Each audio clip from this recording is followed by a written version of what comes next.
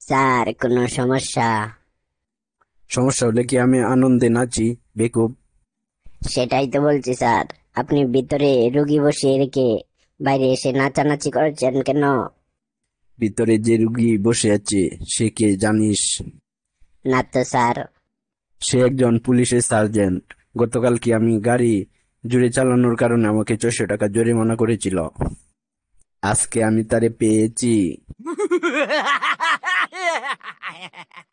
Sir, আগামীকাল থেকে আমাকে 1 ঘন্টা আগে ছুটি দিবেন। কেন কেন? কি এমন ঘটলো যে? স্যার, এক চাকরিতে সংসার চলে না, তাই ভাবছি রাতে রিক্সা চালামো।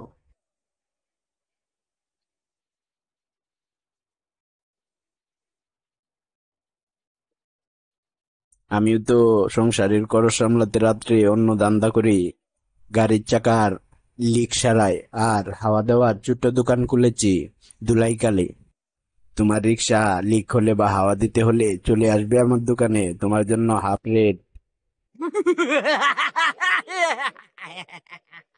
আচ্ছা সাহেব, একটা কথা বলি। বল। আপনি যে প্রতিদিন ম্যাডামের টুটে টুট দিয়ে কি যে করেন, এটা করে কি আপনি মজা পান? তোর কি মনে হয়? মনে হয় আরামই পান। কিভাবে বুঝলি? যদি পরিশ্রমের কাজ হইতো তাহলে ওই কাজটাও তো আপনি আমার দিয়েই করাইতেন।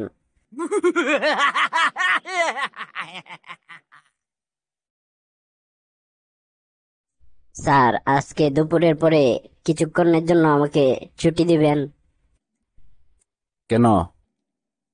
আমার স্ত্রীকে নিয়ে একটু শপিং এ যাব। না, কোনো ছুটি হবে না। আপনি আমাকে বাঁচালেন স্যার, আপনাকে অনেক ধন্যবাদ।